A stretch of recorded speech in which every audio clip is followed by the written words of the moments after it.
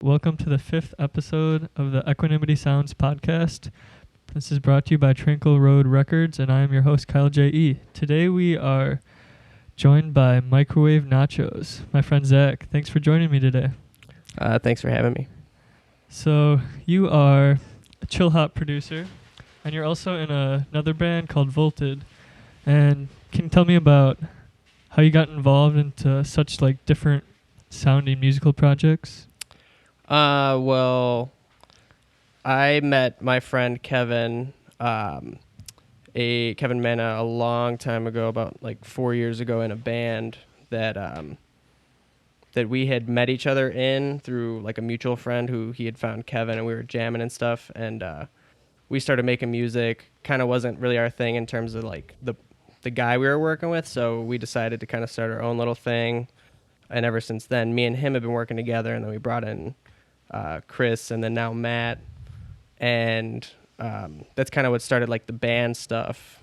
And I've been playing with them ever since, and now we're doing Volted, which is started out as Kevin's like bedroom solo project. And once our last band kind of fell through when our drummer he moved away, so we decided to kind of bring Volted more to life, like in terms of the stage, because it was just like drum machines and Kevin was just doing his own thing. So now it's more of like a live production. And then in terms of production, I've been since like I guess high school. I've had Ableton, and I've just kind of I've always like dug like what people did with that, you know, like live jams and stuff with like the launch pads, like launching clips and stuff. And I've just kind of always done that like on the side, I guess, because it's never really been the main thing. And then when I started Microwaved Nachos, that's kind of, it took off a little better than any of my other like solo projects. So I just kind of going with that, and that's where I'm at now. Nice. Do you identify with like playing in the band or your own solo project as more of your musical identity, or do you not see yourself in like that way? I do. I kind of wish I didn't so much, because like it's kind of hard to separate. Like it's like, oh, who am I? Like if I didn't do music, you know. So I try to do like other stuff as well. But I do think that I mean, it's good and bad. But I would say that being a musician is most of my identity, I guess, and just being in bands, and even if it's not being in a band, it's going to see other bands and stuff like that. So I would say makes up the majority of it. But yeah. Would you say spend like most of your time? Well, I know you also have another job. Would you say you spend most of your time working on music in your free time? Yeah, most of it. It's either, I mean, the band is technically the main project, like that I actively do most often. So, but you know, we only get together once or twice a week. So, Microwave Nachos was kind of always just the thing I did because I didn't know what to do with my free time. So I'm just like, well, I still want to make music, so I might as well do something with it. And then it, just been crafting that for like years now, and then it turned into Microwave Nachos because I had an older moniker that I used to go by. But it was more ambient stuff, and then I switched to more like beats, and then that's what kind of crafted Microwave Nachos, I guess. So, well, recently you've had 3 single releases out on Avery Bridge Records, and then you have a new song coming out. What was the date? September 30th. Nice. And that one's called, what was it? Decaf. So yeah. September 30th, called Decaf on Avery Bridge Records. So be sure to check that out when it drops. Would you say you're trying to pursue music as a career right now, or just kind of as a intense hobby? I mean, as of right now, it's a very intense hobby, but it would be nice to one day, get by on the amount of hours that I put into the music, because, it doesn't, nothing really pays, but I do it anyway because I just don't know what to do with my like free time. It's fun, like gets you out of those like, I don't know, bad head spaces, I guess, when you're bored and you just need something to do, and it's always been fun. But yeah. I mean, that's great. I've been trying to focus on like keeping it about the reason why I want to do it, and not getting distracted by trying to make it and trying to make enough money off of it to support myself, and just keep the balance and of what it like actually makes me happy. I that's kind of what scares me about it is like what if, like say that is like my main source of income or whatever. That just puts a lot of pressure that, sometimes pressure, is a good thing, but a lot of times it I don't like to force things either. So, I would like to create that balance to where, it is a hobby, more of a passion, I guess I would say, but I can make a living off it, whether it's between streams, which it'd have to be that mixed with like a bunch of live shows and stuff like that. But I do enjoy doing all of it. So, I mean, ideally that's the goal. So I would like to get to there at one point. But I also don't want to sacrifice like what I make for the sake of what other people want to hear. Like to get a playlist placement or something like that. Like I'd rather just, because I've already had a couple of releases recently that didn't do as hot as I thought, but they also were a little weirder than the stuff I would usually make. So it's kind of like, I just wanted to make it, but, I liked it, but it didn't do too well. So kind of like the balance of that to where still be free to like experiment and do stuff that you aren't even sure is actually going to have success or not, but just do it for the sake of, just experimenting, I guess. Yeah, that's a great mindset, focusing on keeping that balance. Yeah. One of your albums is called 404, like a reference to the SP404. Can you tell me a little bit about your relationship to that instrument? Well, I have very heavy gear acquisition syndrome, so I like to buy things when I start feeling bored with the instruments that I have, and I was feeling bored at the time, and I've just always seen, like I would YouTube SP404 sets, the stuff that people could do with this like simple thing. It's literally, you can fit it in a backpack, plug it into a PA, and you're good to go, and people are just banging out tunes, doing live mixes and stuff. So I've always wanted one, and then I finally, this is not a plug or anything, but Z-Zounds, you could do payments and stuff, and I was just like, I can't afford this right now, but if it's $40-50 a month, I could probably afford it. And ever since then, I've just, it's gotten me away from the computer, which I've got nothing against, making music on the computer, but sometimes it could be a little daunting to get yourself up when you're not feeling as creative, to go browse through like, a million samples on Ableton or whatever. Sometimes it's easy just to, like the SP just gets you straightforward. There's not a lot you could do with it, but it does what it does really well. And sometimes those like limitations really help with creativity. Yeah. I do agree. And that was one of the main reasons behind it. Cause I mean, that's one thing Kevin from Volted is always kind of like, he's always been about, and I've always admired that about, nothing's ever going to be perfect. And it's, whatever the fastest way to get a track down, in my opinion, is the best. Whether it's, if you make music on a computer, if that gets it faster and gets the idea down, I'm all for it. But for me, like,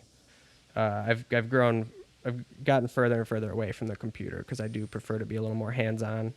And the 404 definitely opened that up.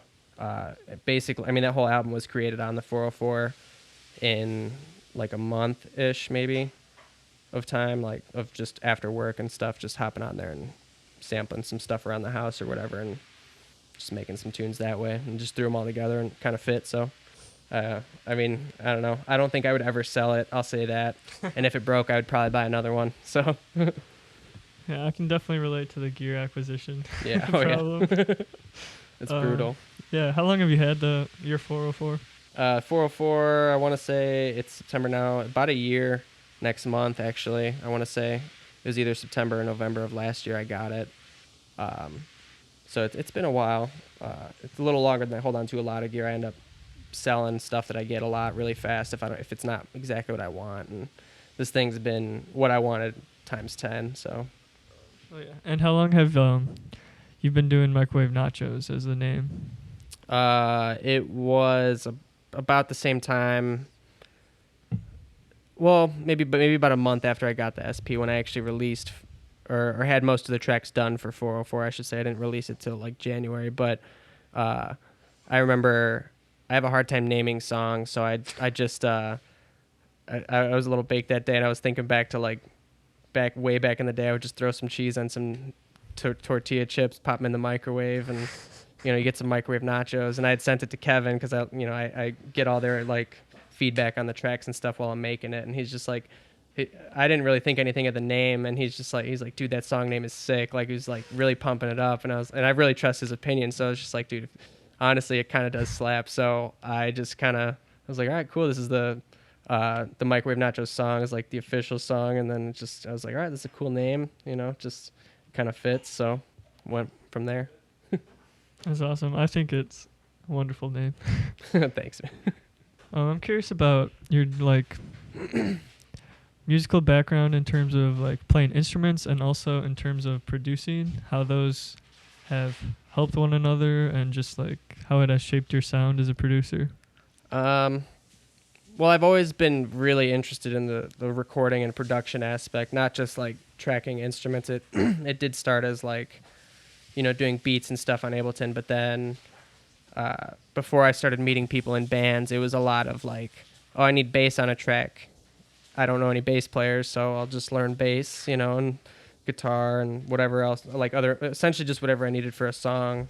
I've even bought like saxophones for a month or two and just to like track some stuff like there, learn the bare minimum. But I mean, I've been playing instruments since like 5th grade. I was in band or whatever and stuff like that. So it's always been kind of in the back of my mind, and I just got a little more serious about it. And I do think, not to knock anybody who doesn't play instruments, but I do think it does help a lot to, even if you don't know from a theory standpoint, just from the standpoint of like for instance, being in a band, of how that process is way different than like, sitting down in my own room. Because that's also why I started Microwave Nachos was, there's certain processes I enjoy and don't enjoy in being in bands and stuff. And I can get some things by myself that I can't without a band, and vice versa. There's some things that I just can't do by myself that it's just so much funner or more funner, to do by yourself or with a band, I should say. And what do you play in Volted? It started out as just drums. Right now I do drums and I play guitar for a few songs as well now when we do drum machine tracks. So it's getting a little weird. So you don't play guitar and drums at the same time? No, I wish. I could probably do a kick drum and a guitar, and that's about it. That's the next goal. What is your writing process usually like for Microwave Nachos specifically?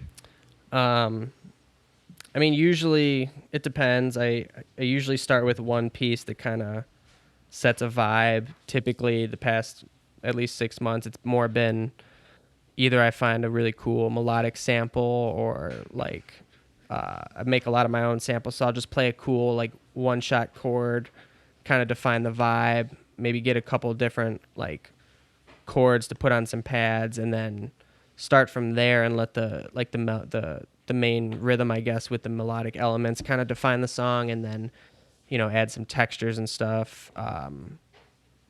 Drums would either be there, or sometimes I'll start with the drums like that with the like the melodic sample, and then I mean I don't want to say I really don't have like a formula.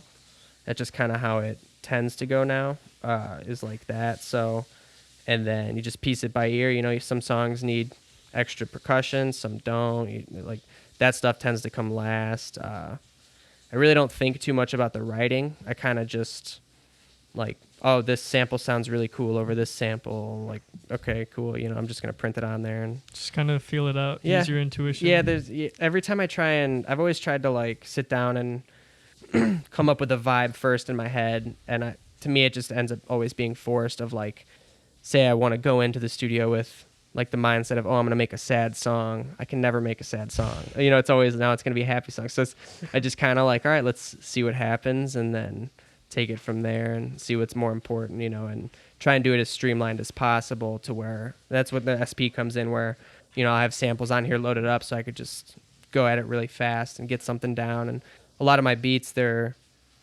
mostly constructed, within the first hour of me working on them. It's pretty fast in my opinion, like compared to how it used to be without this thing. So just trying to paraphrase what you said a little bit. Were you like saying you more so, you don't really have like a vision for the song, you're more so creating in the moment, and like the mood kind of ends up being what you're feeling as you're creating, instead of like trying to portray something specifically? Yeah, exactly. I would say so. It's just literally most of it's just by ear. Just, sit there, add what needs to be added, and then I always take a nice big break after.